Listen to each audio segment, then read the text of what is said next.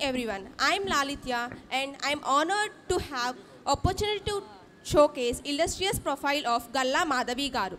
A strong woman knows she has strength enough for journey, but a woman of strength knows it is the journey where she will become strong. A better democracy is a democracy where women do not only have the right to vote and to elect, but to be elected.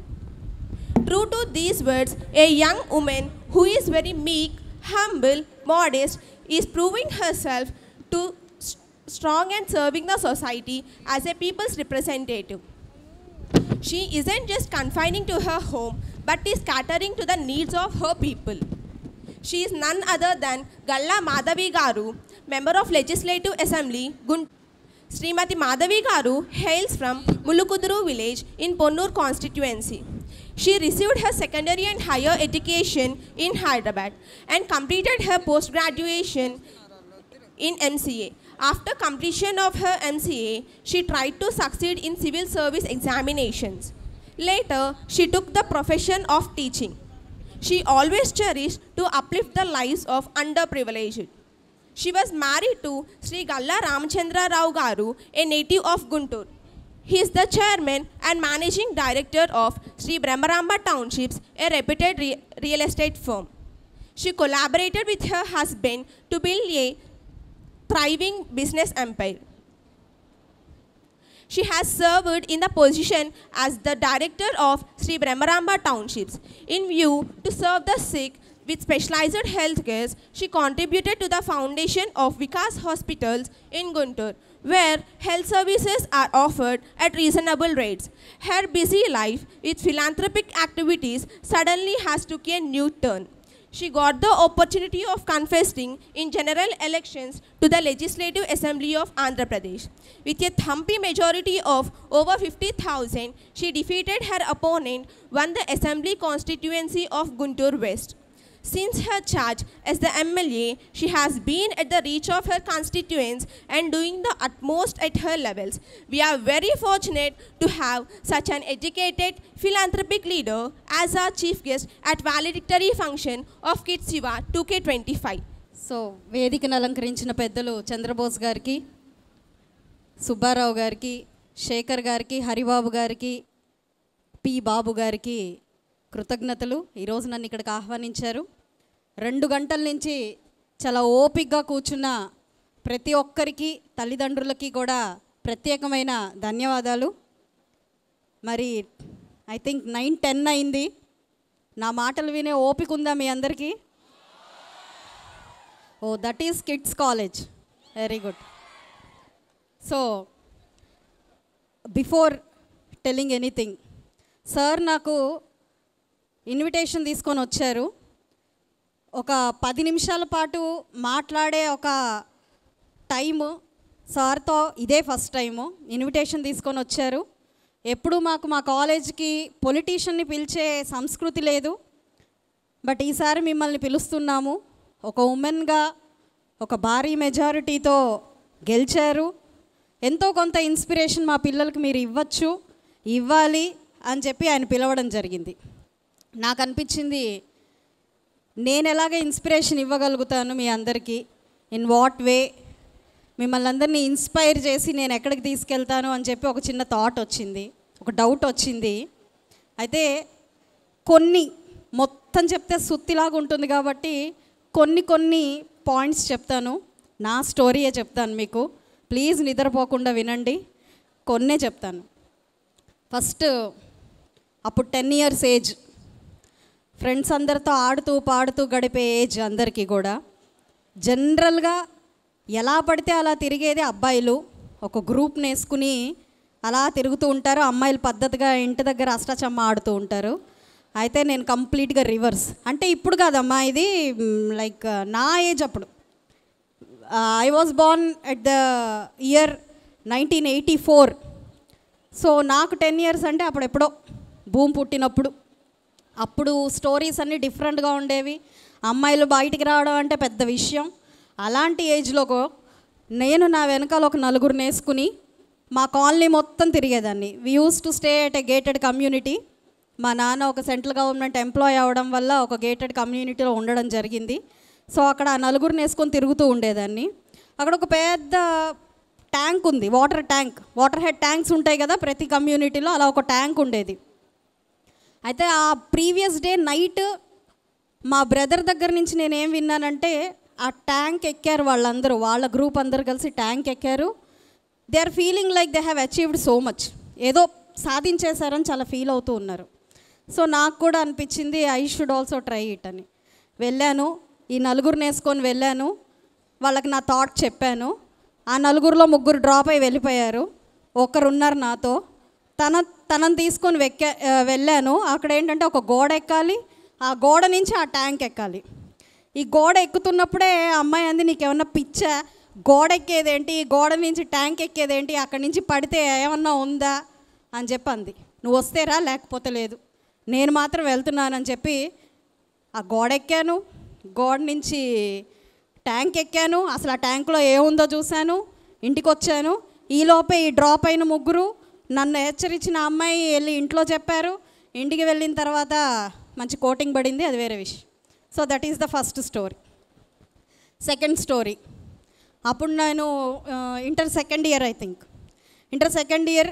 Generally ప్రతి ఒక్కరికి group ఉంటుంది, ఎక్కడికి వెళ్ళాలన్నా minimum 2 to 3 ఫ్రెండ్స్తో ఒక group ఉంటుంది. నేను ఒక్కదాన్నే ఎక్సెప్షనల్ మా కాలేజ్లో, ఎక్కడికి వెళ్ళనివ్వండి నేను ఒక్కదాన్నే వెళ్తాను. అంటే గ్రూపిజం నచ్చదు.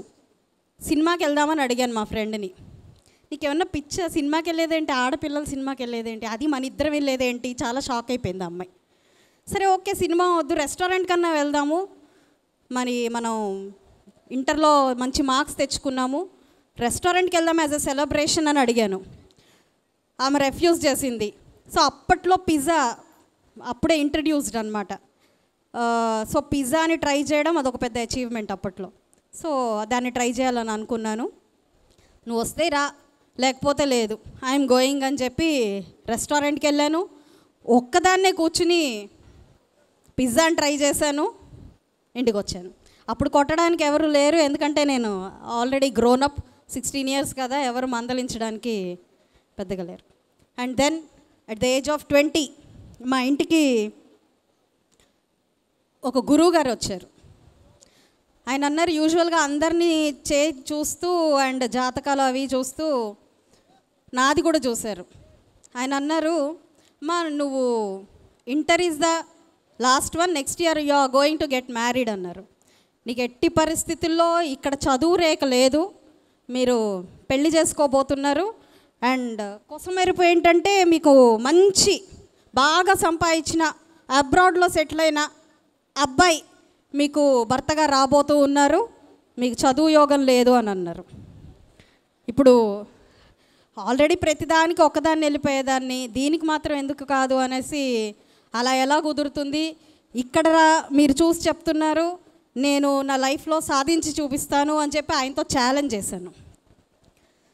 ఛాలెంజ్ చేస్తూ ఇంజనీరింగ్కి వెళ్ళాలని అనుకున్నాను. ఇంజనీరింగ్ చదవడం అనేది అప్పట్లో అందరికీ ఒక పెద్ద కళ.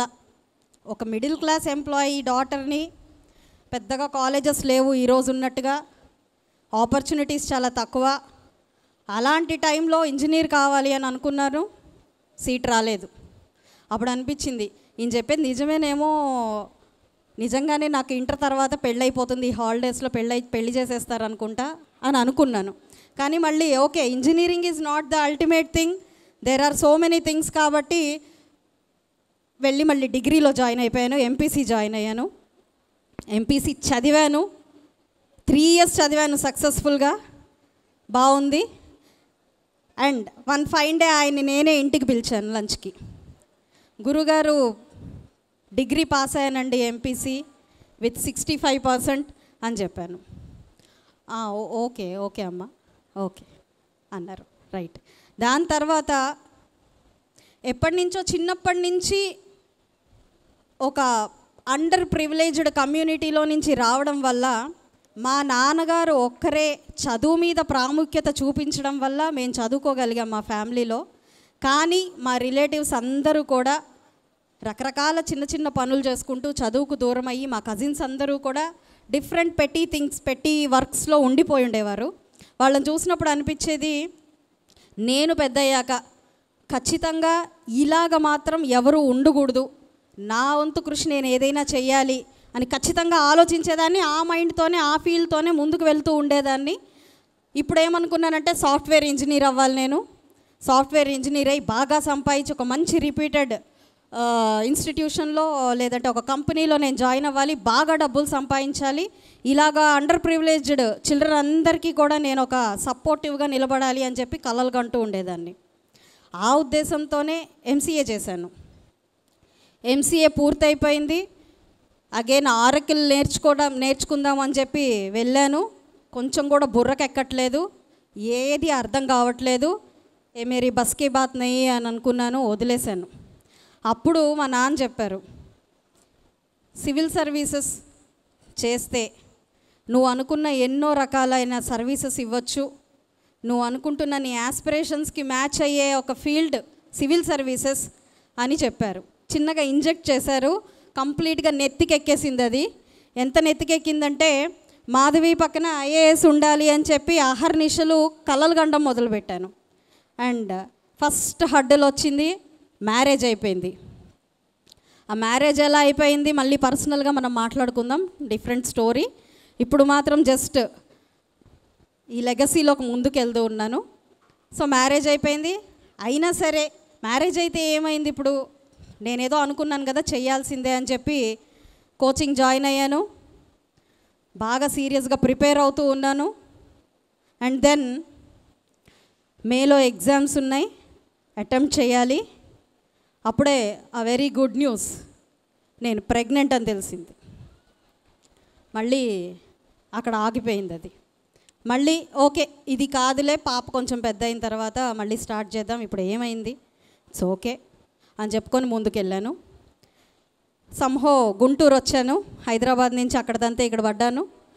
సో గుంటూరులో చాలా చక్కగా బ్యూటిఫుల్గా హౌస్ వైఫ్ పాత్రని పోషిస్తూ చాలా అద్భుతంగా రాత్రి పడుకునేటప్పుడు మాత్రం ఏడుస్తూ సివిల్ సర్వీసెస్ అవ్వలేకపోయాను, ఏం చేయలేకపోతున్నాను, ఎన్నో కలలు కన్నాను, ఏది ముందుకెళ్ళట్లేదు అని చెప్పి బాధపడుతూ కన్నీళ్ళు తుడుచుకుని పడుకోవడం, పొద్దున్నే మళ్ళీ వంట చేసుకోవడం, పిల్లని ఎత్తుకోవడం, ముందుకెళ్ళడం, స్కూల్లో జాయిన్ చేయడం, దింపడం, ఇవన్నీ regular process good house wife. దాని తర్వాత పాప కొంచెం స్కూలింగ్లో ఉంది, ఇప్పుడు నన్ను డిస్టర్బెన్స్ చేసే పరిస్థితిలో లేదు, I can go with my dreams అనుకుని మళ్ళీ సివిల్ సర్వీసెస్ అది చావట్లేదు అనమాట మైండ్లో, పోవట్లేదు నా మైండ్లో నుంచి. సో మళ్ళీ 2015 ఎండింగ్లో అనుకుంటా ఇక్కడ ఏదో ఒక ఇన్స్టిట్యూషన్ ఉంటే నాగార్జున స్టడీ సర్కిల్ అని, సార్ని మీట్ అయ్యి నాకు కొంచెం కోచింగ్ కావాలి సార్ అని అంటే ఓకే అమ్మా అన్నారు. జాయిన్ అయ్యాను. జాయిన్ అయ్యి అది కూడా ఒక 2-3 months సక్సెస్ఫుల్గా రన్ అయ్యింది. 2016లో అగైన్ ప్రెగ్నెన్సీ 2, మళ్ళీ హాల్ట్.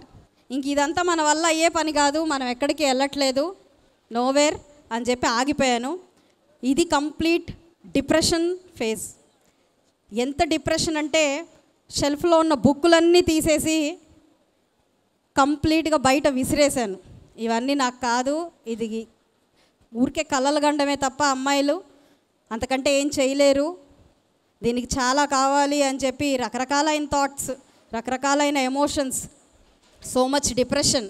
ఇది ఒక డిప్రెస్డ్ ఫేజ్. ఎక్కడో ఒక ట్యాంక్ ఎక్కడానికి ఒక్కదాన్నే వెళ్ళి, ఫుడ్ తినడానికి ఒక్కదాన్నే వెళ్ళి, ఒకరితో సవాల్ చేసి చదువుకొని వచ్చి కంప్లీట్గా డిప్రెషన్ అనే ఒక కూపంలో పడిపోయాను పూర్తిగా.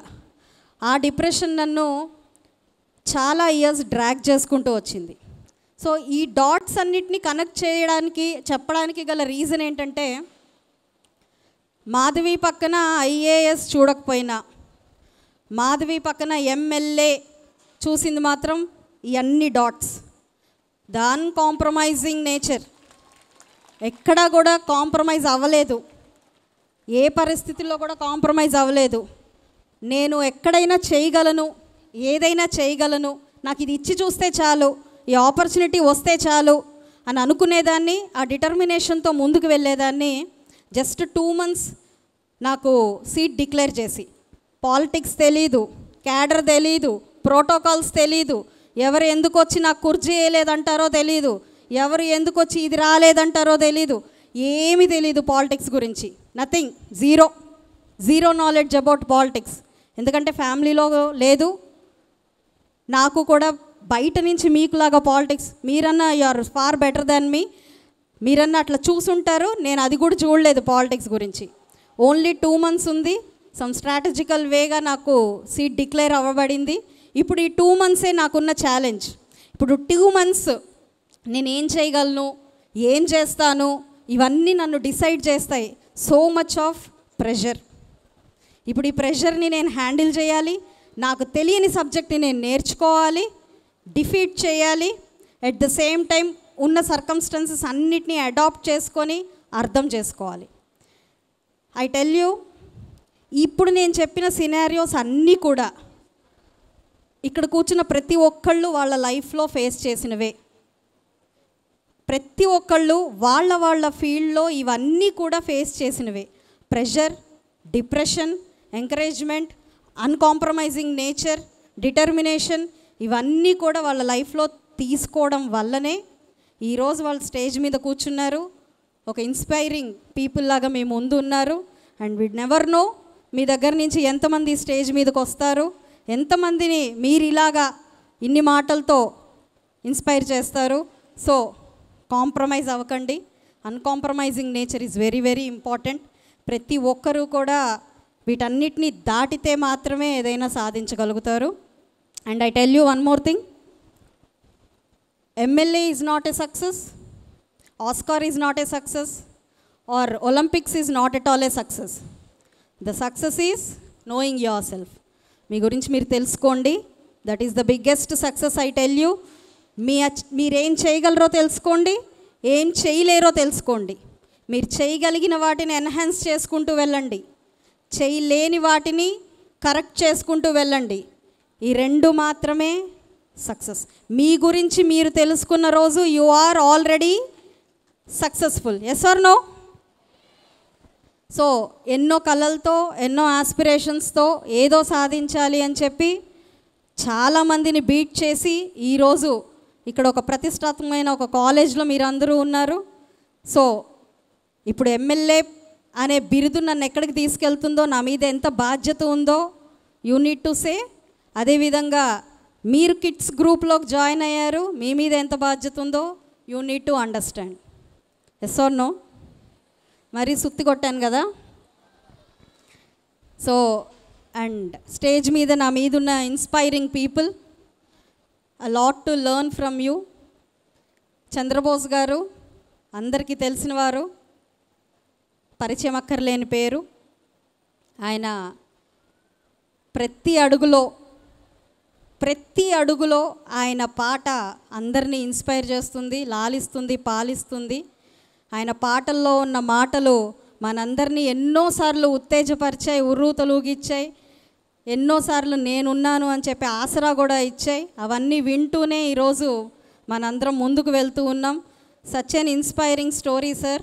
ఆస్కార్ గెలవడం మీ అచీవ్మెంట్గా ఈరోజు మిమ్మల్ని నుంచోబెడుతున్నా. మీ ఫస్ట్ పాట విని ఎంకరేజ్మెంట్తో ఎగిరినప్పుడే యు ఆర్ ఆల్రెడీ సక్సెస్ఫుల్. మీరు ఎప్పుడైతే ఒక పాటతో ఒక విద్యార్థినో ఒక వ్యక్తినో మీరు ఇన్స్పైర్ చేశారో ఆ రోజే మీకు ఆస్కార్ వచ్చినట్టు లెక్క. అదేవిధంగా సుబ్బారావు గారు 17 years లెగసీ, ఆయనది కూడా అన్కాంప్రమైజింగ్ నేచర్. కాబట్టే ఈరోజు అన్ని కాలేజెస్ కంటే ముందు, ఐ టెల్ యూ, కాలేజ్ నడపడం అంటే it's not an easy task.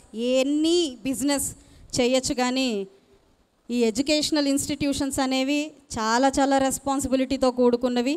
మీ భవిష్యత్తు వాళ్ళ భవిష్యత్తు అవుతుంది, మీ ఫెయిల్యూర్ వాళ్ళ ఫెయిల్యూర్ అవుతుంది.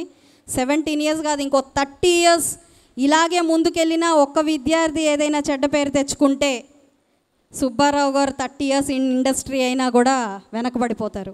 అంటే your win is his win, your failure is his failure. అయితే సక్సెస్ అండ్ ఫెయిల్యూర్ మీకు ఇందాక చెప్పాను, it's not your marks, it's not your titles.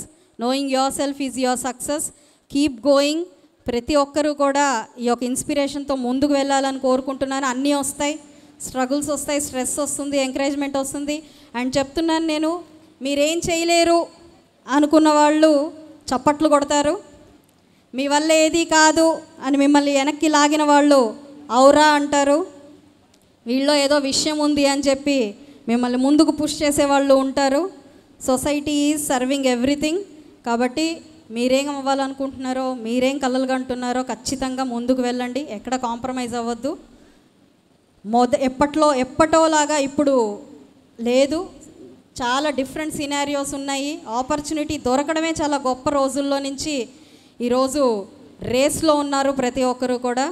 So know your worth and be yourself, be happy. And అమ్మాయిలకు ఒకటే ఒక చిన్న suggestion, so many things to handle. ఇంకా మనం భారతదేశంలో ఉన్నాము, మీరు అంతరిక్షంలోకి వెళ్ళినా కూడా ఇంటికి వచ్చి వంట చేయాలి, పిల్లల్ని చూసుకోవాలి. ఎట్టి పరిస్థితుల్లో మల్టీ టాస్కింగ్ ఈజ్ అనివార్యం మీకు. మీరు ఏ ప్రొఫెషన్లో ఉన్నా కూడా మల్టీ టాస్కింగ్లో మీరు ఉండాలి. కాబట్టి take care of your health. ఖచ్చితంగా మీ హెల్త్ని మీరు జాగ్రత్తగా చూసుకోండి. అండ్ అబ్బాయిలు, ఐ టెల్ యూ, ఎంత వాళ్ళు మల్టీ టాస్కింగ్లో ఉన్నా మీ అందరి సపోర్ట్ లేకపోతే, ఒక optimistic view of a men లేకపోతే సొసైటీ అనేది చాలా చాలా డిఫరెంట్గా ఉంటుంది. అలాంటివన్నీ మనం అనుభవించి ఈరోజు ఇక్కడికి వచ్చాము. అండ్ ఇంకొక చిన్న రిక్వెస్ట్ ఏంటంటే, విదేశాలకు వెళ్తున్నారు, వెరీ గుడ్, వెళ్ళండి, మీ వర్త్ని ప్రూవ్ చేసుకోండి. But I request, please do come back to India. మీ భారతదేశానికి మీరు రండి, మీ హోమ్ ల్యాండ్కి మీరు సర్వ్ చేయండి. That is our worth. అక్కడెక్కడో పోయి మనం వాళ్ళకి సేవలను అందించడం కాదు. ఇక్కడేం ఆపర్చునిటీ ఉంది అని మీరు అడగచ్చు. Please create the opportunity. మీ వెనకాల చాలామంది ఉన్నారు, మీరే ఒక ఫస్ట్ స్టెప్ వేయండి. ఇక్కడ ఆపర్చునిటీ లేకపోతే ఆపర్చునిటీ క్రియేట్ చేయండి, బిల్డప్ చేయండి, మన భారతదేశాన్ని ముందుకు తీసుకెళ్ళండి. అండ్ అసెంబ్లీలో ఒక మాట అడిగాను సార్, నేను చిన్న వయసు నుంచే ఫండమెంటల్ డ్యూటీస్ని పిల్లల్లోకి ఇంక్లూడ్ చేస్తూ దాని మీద అవగాహన కలిగిస్తూ వాళ్ళని అవి ఫాలో అయ్యేలాగా ఎడ్యుకేషనల్ ఇన్స్టిట్యూషన్స్ చేస్తే చాలా రకాలుగా మనం సొసైటీలో ఒక రెస్పాన్సిబుల్ సిటిజన్స్ని తీసుకురావచ్చు అని ఒక చిన్న సూచన చేయడం జరిగింది. లోకేష్ గారు దానికి సానుకూలంగా స్పందిస్తూ ఇంక్లూడ్ చేస్తామని చెప్పారు. మీరు యాజ్ ఎ రెస్పాన్సిబుల్ ఇన్స్టిట్యూషన్ మీరు కంపల్సరీగా దీన్ని ఇంక్లూడ్ చేస్తారు అని నేను కోరుకుంటూ ఉన్నాను. సుబ్బారావు గారి గురించి ఒక్కటే ఒక మాట, ది లాస్ట్ వర్డ్స్. ఆయన చూడగానే, ఆయనతో మాట్లాడగానే ఫస్ట్ పెద్దరాయుడు సినిమాలో పెద్దరాయుడు గారు గుర్తొచ్చారు నాకు. ఎక్కడ కూడా నవ్వితే మళ్ళీ ఏమవుతుందో, సరదాగా ఉంటే ఏమవుతుందో, లేకపోతే తను యాక్చువల్గా తను inside is different, what he is projecting to is very very different. మీ యొక్క క్రమశిక్షణ కోసం ఆయన చాలా వదులుకుంటున్నారు. Peddarayudu of your institutions. ఇక్కడ మీ అరేంజ్మెంట్ చూడగానే అర్థమైపోయింది నాకు. పుట్టపర్తి సాయిబాబా టెంపుల్కి ఎవరైనా వెళ్ళారో లేదో నాకు తెలీదు. అక్కడ దేవుణ్ణి దర్శించే దగ్గర అమ్మాయిలు సపరేట్గా, అబ్బాయిలు సపరేట్గా వెరీ డిసిప్లిన్డ్గా కూర్చుంటారు. ఇక్కడ అలాగే ఉంది. సో ఆయన అప్రిషియేట్ చేయండి, ఆయనలాగా అవ్వండి. కొంతమంది అయినా పాలిటిక్స్లోకి రండి ప్లీజ్, చాలా ప్రక్షాళన చేయాలి. Thank you. కొంతమంది అయినా పాలిటిక్స్లోకి రండి, వీఆర్ వెయిటింగ్. Thank you. ఇంతటి అద్భుతమైన ఈవెంట్లో నన్ను పిలవడం, మీ అందరితో ఒకసారి ఇలా ముచ్చటించే అవకాశం నాకు కల్పించడం నిజంగా చాలా ఆనందంగా ఉంది. Once again I'm very much thankful to Subbarao garu and the team and organizing teams, non teaching staff and parents, ప్రతి ఒక్కరికి కూడా ప్రత్యేకమైన కృతజ్ఞతలు. అండ్ మీడియా పీపుల్ ఇప్పుడు దాకా వెయిట్ చేసినందుకు ధన్యవాదాలు. థ్యాంక్ యూ అండి. మాధవ్ గారు ఒక నిమిషం మైక్. ఇప్పుడు మీకు విద్యారేఖ లేదని చెప్పారే గురుగారు, ఆయన మీరు ఎమ్మెల్యే అయిన తర్వాత వచ్చి కలిశారా, అభినందించారా? ఔరా అన్నారు. ఔరా అన్నారు. రాలేదు, కలవలేదా? ఔరా అన్నారు. ఓహో సరే. ఇప్పుడు మీ జీవిత గాథను విన్న తర్వాత నాకేమనిపిస్తుందో, నేను మీ జీవిత గాథను ముందే ఊహించి పాట రాసేవని అనిపిస్తోంది. మిమ్మల్ని చూస్తుంటే అంటే మీకు విద్యారేఖ లేదు, చేతి గీతలు లేవు, రాతలు లేవు, అయినా కూడా మీ రాతను మీరే రాసుకున్నారు. నచ్చినట్టుగా తోచినట్టుగా అందరి రాతను బ్రహ్మే రాస్తాడు, నచ్చినట్టుగా మీ తలరాతను మీరే రాశారు. మీ ధైర్యాన్ని దర్శించి దైవాలే తలదిల్చగా, మీ సంకల్పానికి ఆ విధి సైతం చేతులెత్తింది. అంతులేని చరితలకు ఆది మీరు అయ్యారు.